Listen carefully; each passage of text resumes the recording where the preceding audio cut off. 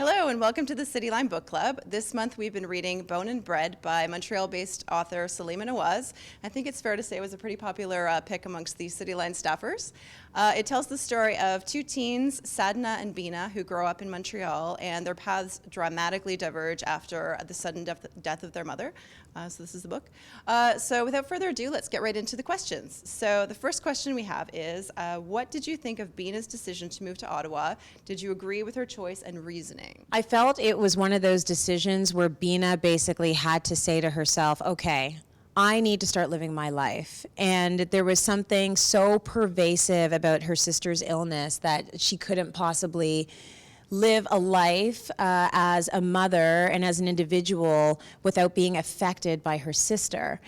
Now, on the other hand, while she was doing it, I was just thinking of all the guilt she was going to feel, because that's a lot, that's a huge burden to carry when you're saying, I know you're ill and I'm leaving, because I can't function as an individual with your illness constantly pulling me back. And I do sort of disagree with the way she went about telling her. That was a really brutal way for the information to come out. She was probably hesitating. She didn't want to talk about it, but then for it to come out like that in front of all of her friends was really tough. I totally agree with Tracy, but I think, the thing is that Beena just really hadn't been able to have her own life. Her life was either her son or her sister, and to have her own life, she needed to at least have one of those not be such a central focus in her life. So by just being able to focus on her son, she's now able to go and maybe have her own life and her own friends and, eventually find a partner and try to have some semblance of her own personality. So, yeah, it was a hard decision, but I think it was one she needed to make for herself. Okay, so next question.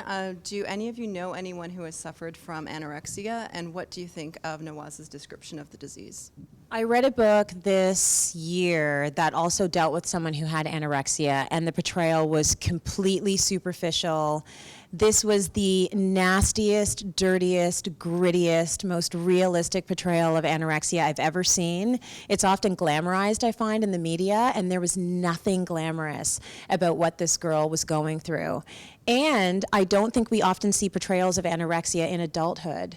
And I thought that was pretty amazing. When we hear about anorexia as a condition, we're usually thinking about young women. And it started when she was young, but it's really a disease. She had an illness, and this showed the realness of it. I thought it was the best, most realistic portrayal of anorexia I've ever heard of. I don't know anyone who's actually suffered with it, but I thought the author did an amazing job with that. I don't know if she's actually has real life experience with it. Did we talk to her about that? But I felt like she was bang on. It was amazing. I totally agree that it was described, anorexia was described really well. You could totally tell by the way that she described it how it took over her life and the lives around her, how it took over her sisters, and in a way it got to her sister's son. So you could tell it was just it just kept evolving and just kept moving, and it was just this world that it wasn't just her going through it, everyone around her was going through it. So. Okay, so next question. Beena has very strong feelings about Ravi and is very against her son Quinn having a relationship with him. Do you agree with Beena, or do you think she was being a little too, concrete in her views? I think that the problem I have with Beena in this situation, I don't disagree with her. I understand that she may never want to see Ravi again and never have any sort of relationship with him herself, but he was a teenage boy and she was a teenage girl, and it does unfortunately take two to tango, and I think she held on her grudges for him too long, that to keep her son away from him after how many years was kind of unfair, and I think she should been more open to what was important for her son and his life than just her own feelings towards him. Well, I think that's one of the keys. It was her feelings toward the whole situation and not her son's. And that's the part that bothered me the most, because the son really, you could tell that he wanted that information.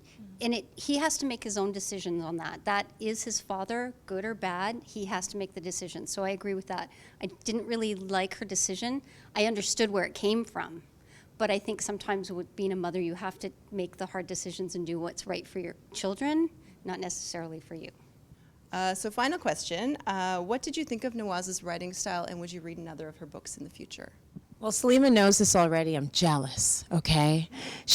I think she is brilliant, this woman in her 30s that she doesn't only just write brilliantly to the point where I actually dog-eared some passages because I want to be able to go back and read those words, like in that combination, the way she wrote that sentence. Like, I just think she's that brilliant. But I also think she's amazing at being able to set a tone. And from the first few pages in this book, I felt sad. And not sad bad, but sad as in this is the tone and this is the situation and this is what you're going to feel. So when people watch a movie and you get a really good director and a really good producer, you understand the tone. And when someone's a brilliant writer, you understand the tone. And I got it. So I don't care what she writes. It can be on a napkin at McDonald's. I want to read it. Whatever she comes out with, I am a committed follower. I think we should just be so proud to have someone like that representing Canada. So amazing. Yeah, completely agree with you, Tracy. I was worried when starting this book that I was just going to be depressed all the time and that I wasn't going to want to get back to it. But she just has this style where you're so pulled in, you're so invested in the characters, and although your heart breaks at times for them, you just want to get back. You want to see what's happening with them. And I think she's so talented, as you say. And so, yeah, I'm on board with everything she does, absolutely. So we hope you enjoyed Bone and Bread as much as we did. And just to note that we have a contest running. So make sure to leave a comment about Bone and Bread at the bottom of our Bone and Bread discussion page for your chance to win a prize pack from House of Anansi. So thanks to House of Anansi for providing us with that. Very generous. And we also hope that you're going to join us for our next book, which is Born Weird by Andrew Kaufman. So we thought we'd change it up a little bit, go for something quirky. So please join us next time. And for all things book club related, go to cityline.ca/book club. Thanks.